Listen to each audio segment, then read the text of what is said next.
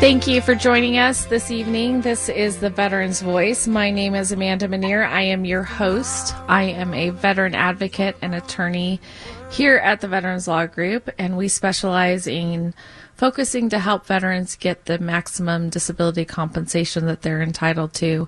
The Veterans Voice is not just about that. It's our opportunity to highlight the service of veterans, what they're doing after their service, organizations that are supporting and helping veterans in all aspects, as well as just kind of digging into providing an education for veterans and their families as they walk through the VA disability process and navigating the VA as they transition out of the military, or many years later of discovering that they need some support from the VA. We still, every single day, take on new clients that are World War II veterans, Korean veterans, Vietnam veterans, that are finding years later that they need support from the VA that maybe they have rejected or resisted or didn't really think that they needed along the way. This evening, if you've listened to some of our previous shows, we've done a lot of interviewing of veterans and their stories and kind of how they got through this process. And tonight I'm going to get in a little bit more into the nitty-gritty of some of the education. So if you're listening in and you're a veteran or a family of a veteran, I'm going to give some information. And we are live this evening, so if you have any questions you want us to talk about, we don't have to get specific on your disabilities. We can talk very generally. You don't need to give your name if that's something that's uncomfortable. But I would love to be able to answer questions this evening if possible. Our number here to call in if you have questions, and again, you can be a veteran or a family of a veteran or somebody who just has questions in general about how the VA takes care of veterans, you can call us at 800-222-5222 and we'll take your call. Joining me as a co-host this evening is Star. She is a U.S. Air Force veteran. She has gone through this process herself. She is also a paralegal in our office, so she sees things from all aspects of this entire process as well and can help speak to that. Star, are you with us? Yes, I am. Hello. Thank you so much for being here. One of the things that a couple of things that I wanted to address this evening that have popped up over and over and over again, especially this last few weeks, are two things. One is, why does this process take so long? And two, the entire compensation and pension process. So we're going to get to that. But Star, if you would just take a couple minutes to reintroduce yourself to this audience and remind them of a little bit about your history of being in the U.S. Air Force and just tell a little bit of your story. Of course. So I was in the U.S. Air Force from 2008 to 2012, so I did 4 years. And I have, I was going through the process with my VA claim and trying to get everything situated and just trying to find a job. And I was going through paralegal studies just to try to get something. And that's how I ended up finding Veterans Law Group and realizing that there's actually the process and the program of filing the appeals. And that's how I became a paralegal with the Veterans Law Group and have just kind of dug in and found even more ways with the system and seeing what we can do for the veterans in the appeals process. Awesome. And just you served in the U.S. Air Force when and where? So it was Edwards Air Force Base, and it was from 2008 until 2012. And you were deployed? I deployed once overseas, yes, to the Middle East. Okay. And I understand that we have a caller, which I would love to take to start at the beginning before we dive in, see if we can answer some of their questions. So go ahead. Hello. Hey, are you with us? Yes, ma'am. Remind me of your name. I understand U.S. Marine Corps? Marine Corps. My name is Brett. Yeah, I was in from 89 to 04. And so things that I'm looking at doing with other nonprofit groups is raising awareness for 18 to 22 suicides a day. That's for veterans that were combat vets and non-combat vets aside. not to mention the high divorce and estrangement rate from children that veterans are experiencing. And we're trying to formalize some kind of steps towards legal, political, and social justice, if you will. And wondering if many of your listeners are out there and would be willing to join in with a group with me and many other collective combat and non-combat vets.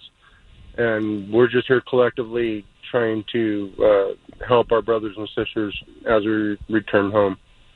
Sure, absolutely. That is one of the, sad statistics and the things that we deal with on a regular basis is trying to get them to, understanding that when you come back from, theater and you're coming back and you're dealing with these things, it's a completely different world. I hear all the time of, I had a great relationship with my brothers and sisters or my family. When I came back, nobody understood me. And that becomes and Star, you can jump in because I know you've experienced this yourself. It's not only just suicides, but also the estrangements from family, the people that you were the closest with when you left, that was your foundation, and all of that coming back and not knowing how to relate to that. And I know that there are organizations that are helping to try to create a community within those people who are having those struggles. And it sounds like, Brett, that's what you're trying to do. Yeah, so I would request or suggest that veterans reach out to their local vet centers, which are stationed throughout the country. The VA itself, ultimately, it does save lives, but unfortunately, the massive amount of bureaucracy that lies inside the VA is hard to negotiate, and a lot of veterans just walk away, and they go into substance abuse, they go into suicide, so they can't take faith. But local, although the VA, the vet centers are great, and then again, our grassroots veteran organizations, and so nobody has to be. You can be a PFC or a brigadier general in between to have any kind of initiative to start our own veteran group. And I believe that we are being glazed over by the majority of society. We didn't ask for medals. We didn't ask for heroism. We love our country, but there are obviously many people, many veterans returning, and their families too, that are, suffering, that need support. So I'm just asking that folks just initiate their own ways and collectively organize through social media or maybe this program. Thank you for having this program. It's excellent. Thank you so much, Brett. And I think you bring something that's really important to when it comes to the solution or things that are supporting in the local communities. I can have a certain cynicism about the VA in general and how, it's a bureaucracy and it's frustrating, but the people who really, the organizations and the support that really happens in the local community. And so what you're speaking to is really like, find an organization in your local community, and it could be a national organization like the VFW, DAV, or a vet center. One of the misconceptions that I've understood in my world of working with this over the years is people think that a vet center is the VA, and if you don't trust the VA, they don't trust a vet center. A vet center is a separate organization they have a community with the VA, but they're a separate organization that provides group counseling, one-on-one counseling, all of that kind of thing. And in your local community, there can be much more, there's many other organizations that can help support a veteran or their families to help kind of navigate this process. How are things different when you come back? What are the things that a veteran experiences when they come back and are dealing with those PTSD symptoms that they don't know how to talk to anybody else about? But if they can get in a community with fellow battle buddies, people who understand what they're going through, that can make a world of difference. Star, do you have anything to contribute to that kind of process? I do. I actually wanted to say, with that, I've actually reached out to a lot of groups, and I've been a part of a lot of groups like that. There are quite a few out there, like Irreverent Warriors. If you look up Irreverent Warriors, it's all just veteran-based, veteran to veterans helping each other, like for support, just so that, you know, you can come back and have somebody to talk to that understands you, because I do completely understand where he's coming from, where when you're coming back into civilian life, it's completely different than it is before the military. A lot of people don't understand, even spouses. You know, you may be married to the person the whole time they've been in the military, but you don't understand the mental change and what somebody has gone through what they've done in the military. So having to be able to speak to other veterans when you get out, or the different, you know, vet centers, that even though they can work with the VA and they know what the VA needs, they are completely separate from the VA, and they're a really good source of information. Yeah, and I would also, in the last few seconds that we have before we go to break, I would also, if you're still in the military and you're struggling, there are also organizations that you can see. Soldier Project is one of them. They provide private counseling that's separate from the military, and so your records are kept private. I know a number of people who've avoided seeking treatment for PTSD because they're afraid that it's going to affect their career while they're in the military. We're about to go on a break here. This is the Veteran's Voice. I'm Amanda Manier. I'm a veteran attorney and veteran advocate. We are joined as my co-host tonight, Star, who is a U.S. Air Force veteran and also a veteran advocate herself. We'll be right back, and we're going to address some of the issues that we talked about, comp and pen exam, and why does it take so long. Welcome back to the Veterans Voice. I am your host, Amanda Manier. I am an attorney and VA advocate with Veterans Law Group, and we are broadcasting live from KABC 790. Tonight, I'm joined by U.S. Air Force veteran Star. She is a VA-rated disability veteran. She's gone through this entire process. She is also a paralegal in our office, so she understands things from both perspectives. Just, Star, I want to welcome you back. And any additional feedback you have from the previous segments about helping veterans who are coming back from being overseas and struggling not only with their own mental health, but with their families? I really just want to push them all to start getting the help right away, especially while they're in, because it's only going to help their future and when they get out, because it gets a lot harder once you separate from the military and getting the service connection and then the help that you need. So right now is the time to really reach out and, stay in touch with all of those battle buddies and people that you were deployed with and things like that if you can, because sometimes, it's just that buddy statement that you need that might just, help your case. So try to get it all done while you're Absolutely. And I want to bring up right now, because you mentioned it, is that we're talking about, we're encouraging people who, while they're still in the service, to reach out. And if they're shortly after the service, come back from theater, reach out.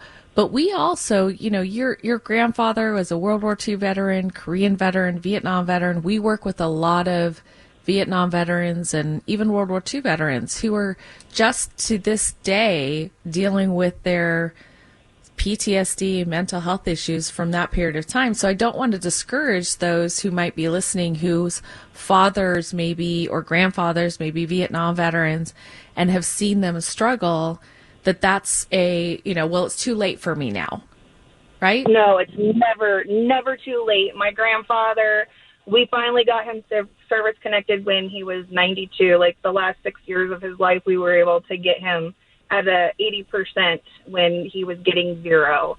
So, it's always possible, and there's always, the chance of getting it. You just have to be able to apply, and you have to be able to tell your story, and get those records out there, and just be willing to ask for help.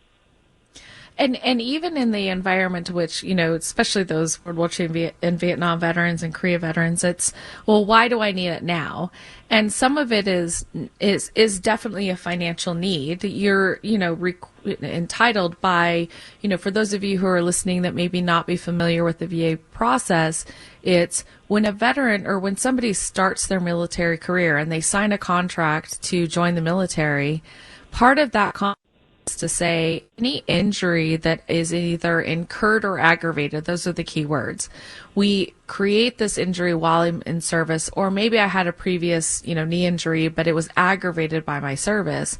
We say to that veteran as civilians, we're going to compensate you for that because you served, you were injured, therefore whether you're in the military or out of the military, you should be supported for that. It helps, it affects your ability to earn an income if you've got a psychological disorder from the VA, like PTSD, or I even hate to call it a disorder. It's an effect from the VA or from the military service, or a back injury. We laugh about it in the office because we all know, and we can, we try to lighten it a little bit. But, when you serve in the military, you carry pounds and pounds and pounds on your back, and for, jogging up and down and doing PT and all of that stuff. And then they come out and say, well, yeah, that knee injury, it's not related to your service. It's like, really? I carried all these pounds jogging around for years and years. And how does that work? So I'm saying that to an extent of like, this is our duty as civilians to help you and support you through that. It's not you're reaching out because it's a different thing of like, filing for unemployment because I can't hold down a job. This is different. It's, I was damaged. I was injured while I was in service. And our contract says you'll help me with that for the rest of my life. That's part of the contract. Exactly. And so in that, go ahead.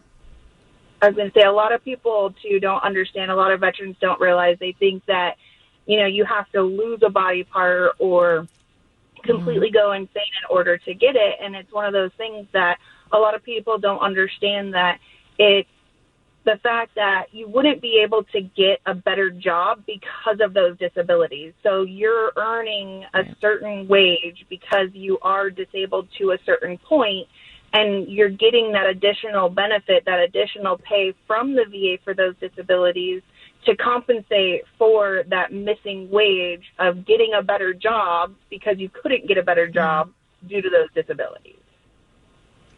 Yeah, absolutely. And that can be a physical or mental health or any of those kind of things. One of the common things that we look at when we look at somebody who's filed their claim, maybe denied, underrated, is what were they trained to do in the military? If you were trained to do a physical job, say you were a mechanic on a, airplane or cars or the military vehicles, and then you get out of the service and you have a back injury that doesn't allow you to really crawl underneath vehicles and that kind of thing. You're trying to transition into a civilian job, and maybe you can't do that physical thing anymore.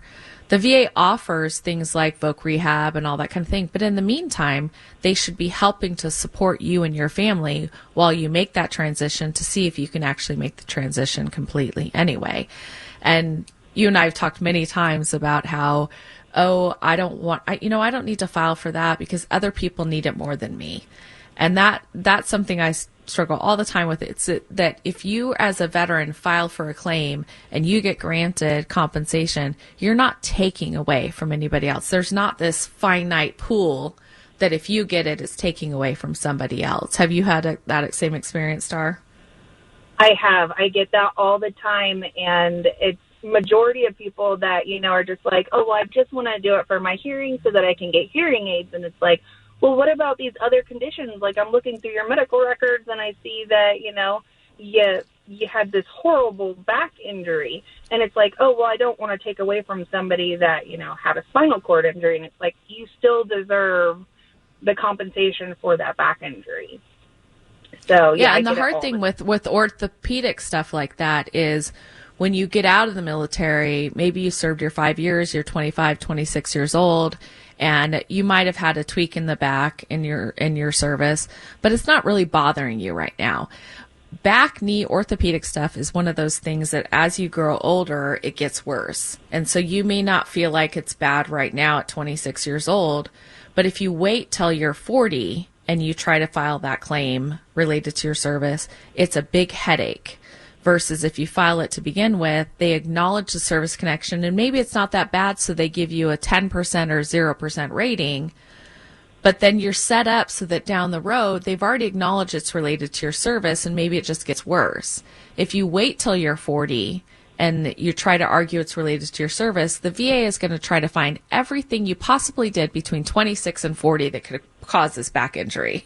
You know, were you in a car accident? Did this happen? Did that happen? And so it's important for, and veterans have to look at it's not just about them, it's their family as well, because their family is entitled to benefits if they're service connected as well. Exactly. And I've seen that a lot with a lot of our clients, where several of my very close clients have passed away. And if we hadn't gotten certain conditions service connected, especially the Vietnam veterans that, you know, fought with their wives and their children for, you know, getting that service connection, their wife or their dependents wouldn't be set up now with being taken care of because of it. And so, you know, it was making sure that they were service connected for those conditions so that their family was taken care of after they passed away from them. Yeah, and there are certainly, I told you we're going to be heavy on education on this episode. It's that there are certain conditions. One of the requirements to help families after a veteran is deceased is if they die from a service-connected disability. So we pursue clients that, you know, even if they're rated at 100% for maybe their psychological disability and unemployability, but they had a TBI, a traumatic brain injury, and they ultimately developed dementia and died from that. If we hadn't pursued that, then the veteran wouldn't have died from a service-related disability. And if they do that, then their spouse and their family is entitled to ongoing benefits, including insurance and compensation, that kind of thing. So sometimes it's about, you know, veterans in our experience, I'm sure you're going to back me up on this, are so honorable, and they don't want to ask for handouts, or they don't want to ask for something they don't feel like they need. They want to provide for their family.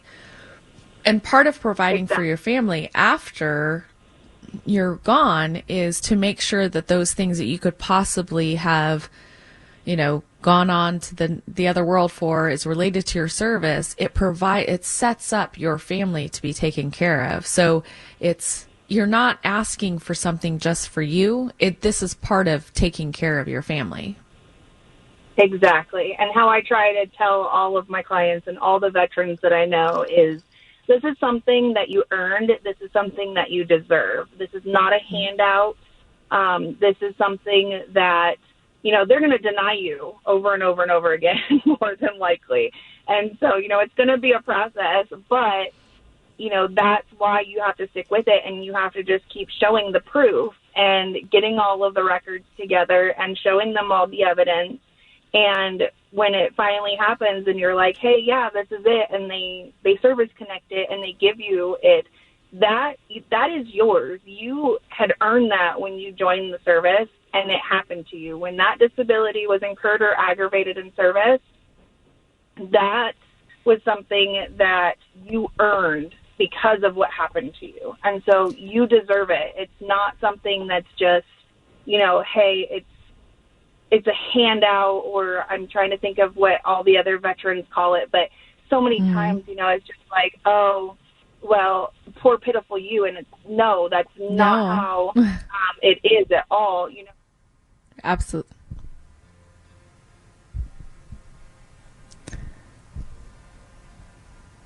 Oh, absolutely. Thank you, Star. We're going to come back here in a few minutes, and we're going to talk a little bit more about the topics we talked about, CMP exam and why it takes so long. But thank you so much for providing that perspective.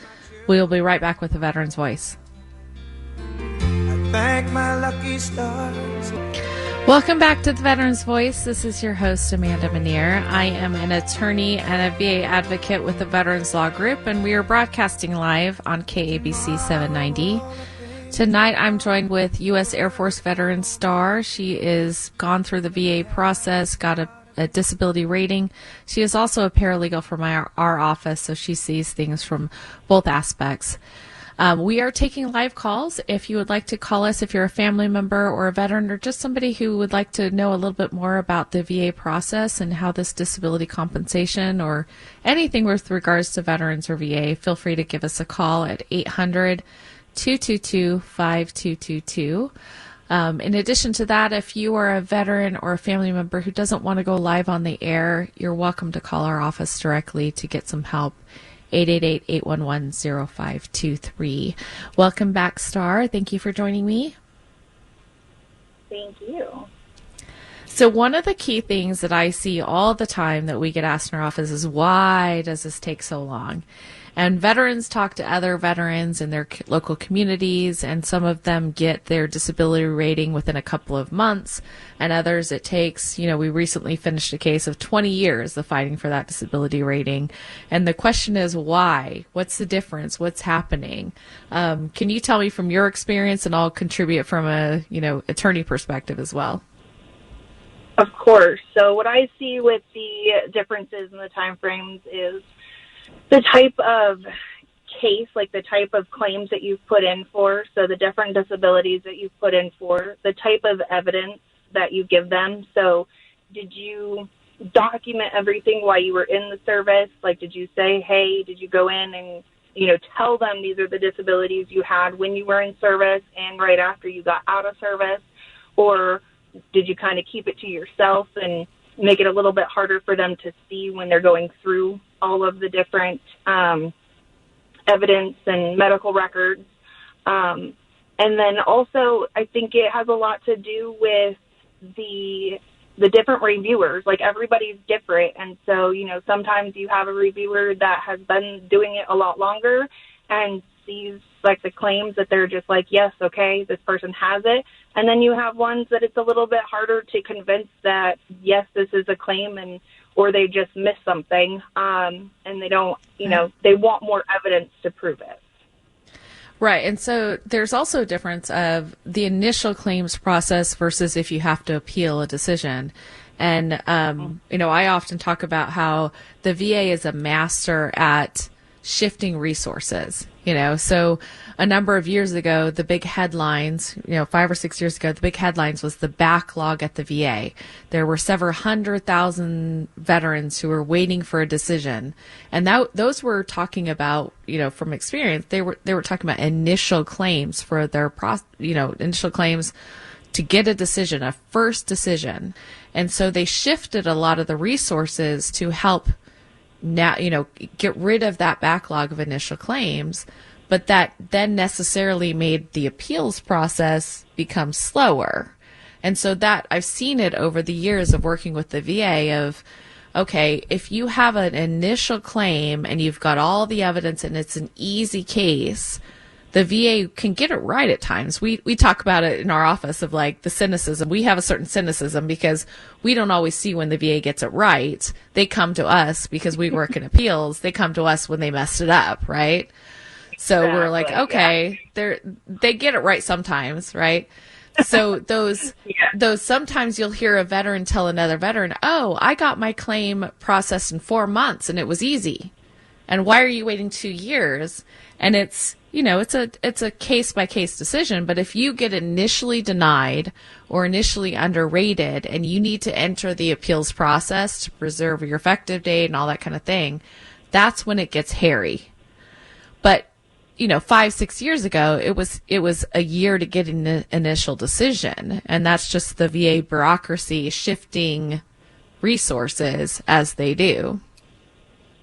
Exactly. And it also depends, too, on the veterans and when they reach out for help and when they actually, if they do file an appeal or if they have to refile, because if you wait more than a year and you don't do an appeal within that year time frame from the date of the decision letter that you receive, then you have to start all over again because you've lost that effective date. And so now you're starting basically from an initial claim perspective, and it's starting that initial part over again. And then the appeal part, once they give you the same decision, which usually happens that we see, and then it's going to take so much longer for the appeal process. So it all depends on how it's being taken care of in every step along the way. Right, and to kind of help maybe expand a little bit on why we hold on to that effective date is a veteran is compensated from the date that they filed their decision, and that's what's called the effective date. And so if they let that lapse, if they don't appeal it, it's after a year they don't appeal it, then they file a new claim. When they get compensated for it, it becomes that new claim. And instead of it being the effective date where their additional, say, $1,500 a month goes back 2 years, they get this lump sum of back pay. It's basically the VA acknowledging we should have given you that higher rating back then, and so we're going to give it to you now, and then we're going to compensate you. We're going to say we should have given you that money all along. And so if you miss those deadlines, or it's basically just saying, I give up, I'm not going to, and then essentially the VA wins. They say, okay, well, you missed your deadline, and so we keep that money that you should have been entitled to, which is that's how I look at it from a advocacy standpoint of the VA is saying, we're going to keep the money we should have given you. And my advocacy, is saying, no, you're going to give that to the veteran.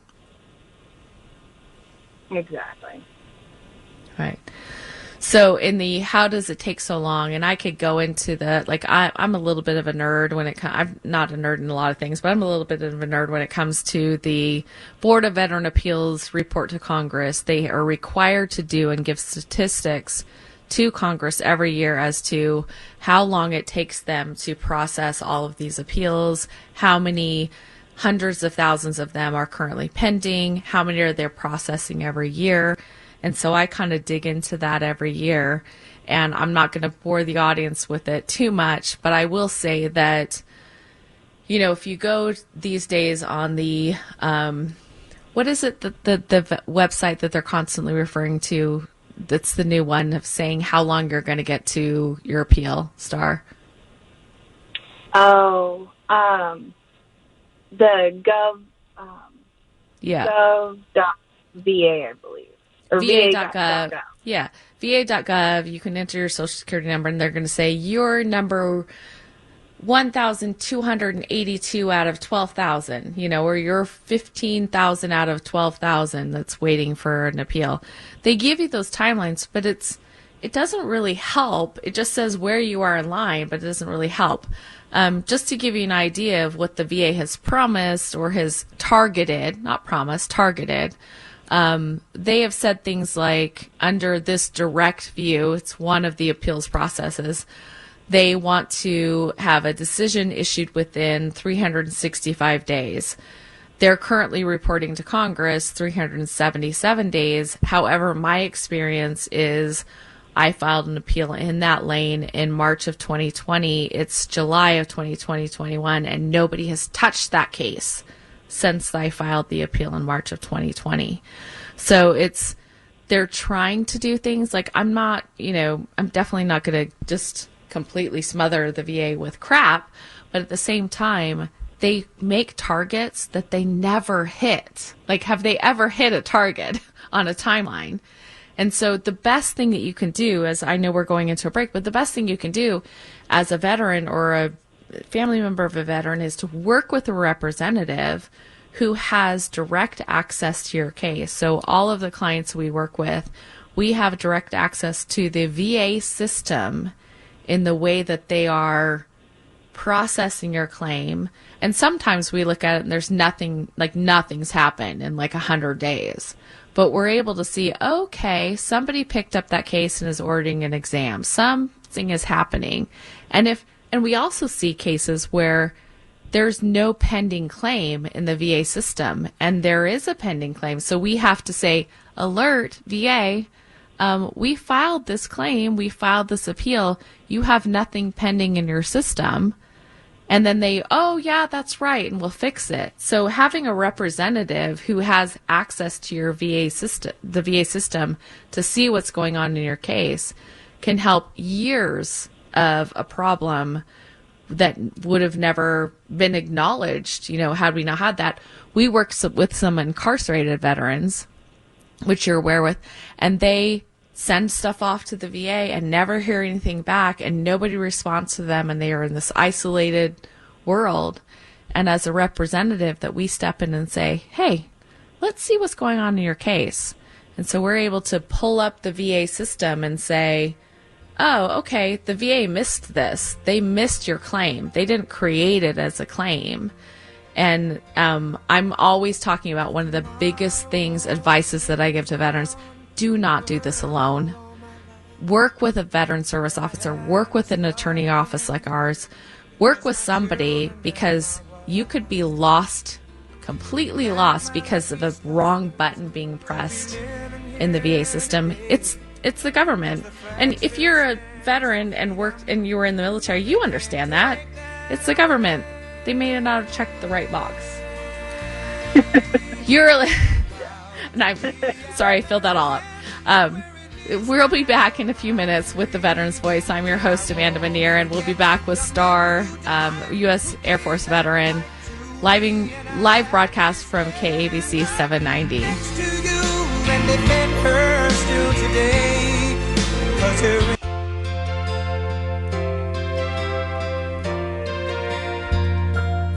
Welcome back to the Veteran's Voice. I am your host, Amanda Manier. I am an attorney and a VA advocate with the Veterans Law Group.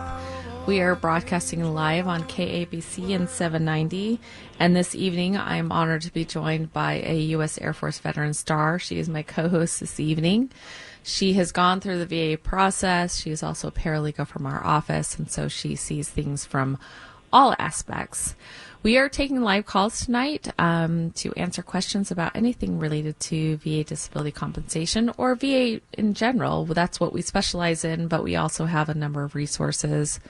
So if you'd like to call in at 800-222-5222. I understand that we have somebody who has called in, Lewis, who is interested in talking about a VA claim that he filed. Would you like to join us, Lewis? Yes. How are you? I'm great. How are you?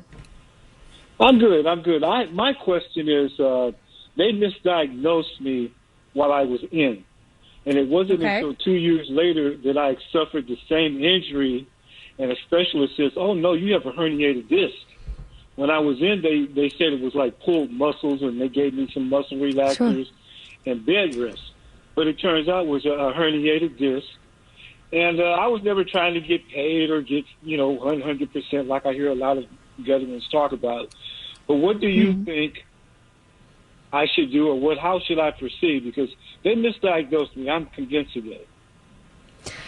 Yeah, and that happens all the time. You are not unique in that circumstances. And you're not also unique in the circumstances of saying, like, I wasn't necessarily wanting to pursue it, but I'm maybe in a place in my life right now that I need to. The VA, and especially as they are discharging you, and Star, you can speak up with this as well, as they're discharging you, psychologically they say personality disorder, and, if you don't mark it on your exit exam, whatever, it does not mean that you're barred from getting service connected after the fact. There are medical professionals that are going to work with you through this process as you get out to say, well, was that injury that you're in misdiagnosed? Was it with the wrong thing? Is it related to your current service? And if you just go through the VA, that may work. It does work for some people. And God bless those people who it works for. Outside of that, if it doesn't work, working with an advocate like us, it's like we're going to look at, okay, he did complain about issues while he was misdiagnosed, and we get a medical professional that says that misdiagnosis is going to help correct that. We see that a lot with. I was only 23, so what do I know if they tell me it was pulled muscle? Right. It sounds good to me, but I didn't. I didn't know. Yeah. And at the time you're getting out, you're just getting out. Right. It's it's the thing that I see all the time of one of the many boxes you have to check to get out includes a quote unquote, TAPS class or disability, whatever. It's like, you don't care at that point. You're just trying to get out. So you check the box, and go to the exam. But I have had people with a back injury, like if you're talking about that 20, 25 years later, we're able to service connect that because it's what we were talking about earlier in the show. I don't know if you were listening, but it's a lot of people don't want to pursue that right out of the military because like, well, it's not that bad, or it aches a little bit, and it's not, but back injuries don't usually get better; they get worse over age. I've had it recur over the years, and I use the physical therapy techniques they taught me in these therapy classes, but I have a problem. Right. I mean, it's bad. I will have to watch what I do. So, and I am convinced that they misdiagnosed me. I'm not trying to get rich or get the federal government. You won't get rich through the VA, that's for sure. Right. But to add it go ahead, Star. The fact that you brought it up, like even though they may have misdiagnosed you, the fact that you had documented back pains in service right there is enough to have something looked at with a VA disability claim. So that's a starting point of getting it service connected. Well, and orthopedic issues are the hardest because they develop over time. So when you first have that injury, it's like, oh, it kind of tweaks me now and then. But you fast forward 20, 40 years and you're like, I can't move, and it's related to your VA. It's like the longer you wait to get it service connected, the harder it is to do. So I even tell people coming out of the military when I'm doing some coaching with people in transition, get it service connected, even if it's 0%. I have no disability, but I have an injury. It makes a world of difference that 20 years later, like I said, back injuries only really get worse. I hate to say it, but it's true. So should I go to the specialist, and this was many, many years ago, and try and get the documents from that diagnosis? Should I do that? Well, the claims process is you initially file a claim with the VA, and they are going to then automatically send you to one of their examiners, C&P examiners, comp and pen examiners, and say, do a medical evaluation. And you can, if you have private treatment records, you submit them together with that and say, I've had this treatment. And then they develop an opinion as to whether or not your current disability or your current, I hate to call it a disability, your current injury, your what you're dealing with is related to your service. And if the VA says, yes, it is, then they'll rate you, and they might rate you at 0%. If they say it's not related to your service, then that's where it goes into the process of which we work on of, well, because they're going to start looking at, well, what did you do between your service and now? Were you in a car accident? Did you do this? Did you do that? And even if it was aggravated by other things in your life, it's can we relate it to that injury in service? I see. So yeah, and like I said, with orthopedic stuff, it's, I hate to be the downer, but it doesn't get better, it typically gets worse. So getting it service connected earlier rather than later is the process. So you're more than welcome to reach out to our office, and we can help, talk. It's hard to talk publicly on a radio station about your specific injuries. That we're happy to talk about it in our office for sure. I understand. Sure. I appreciate you all giving me the information that you did. I appreciate it. Yeah, absolutely, and pass it on. All right, I will. Thank you. Yeah. Thank you so much for joining us, Luis, who is helping us with his claim, or helping reach out to us about his claim. We're more than welcome to do that, not only from a public perspective on this radio station, but also privately. It's when you're dealing with disability, it's hard to talk publicly about it, and I appreciate him for doing that. Real quickly, Star, as we go into the break, one of the things I wanted to talk about also is, and I think I'll create a episode further to deal more in depth with the C&P exams, but it's a common question that has kept coming up over the last couple of weeks about, when you file a claim with the VA and you're asking for compensation, the thing that they're going to do is schedule you an exam with one of their doctors or compensation doctors or contracted doctor to say, what's going on? Can we evaluate this person? And can you just speak a little bit before we go into break about, everybody's going to just understand, I think, from a veteran's perspective, the anxiety going into that. So let's just talk about that for a second before we go into break. Of course. So with C&P exams, biggest thing is don't miss them. Make sure that when you get them scheduled, you want to go to those C&P exams, because if you miss them, that's an easy way for them to go ahead and deny you. When you go to those, what I tell all of the veterans that I come in contact with about this question is, when it starts to hurt for like all the orthopedic issues, stop. Because as veterans, everybody is used to being told to push through the pain. You're always you're mentally trained to push through the pain. Don't push through the pain. You need to let them know when it starts to hurt. So you need to stop when it hurts. And when it comes to the psychological portion, especially with like PTSD and things like that, this is the time to be open. This is the one exam that you need to be completely open and honest with and get your complete story out there. Yeah, absolutely. Being brutally honest about whether it's an orthopedic pain issue or a mental health issue. And I had set aside this episode to talk about C&P exams, but I see that this could be an entire show. And I want you, if you have a C&P exam or you're a veteran or family member who has that coming up, please reach out to us at 888-811-0523. Our office will help coach you through that. And just know that you are entitled to what you have. We're here to help you. Thank you so much, Star, for being with us. This is the Veteran's Voice out of Los Angeles 790. My name is Amanda Manier. I am a veteran advocate and veteran attorney. Thank you, Star. This show furnished by the Veterans Law Group.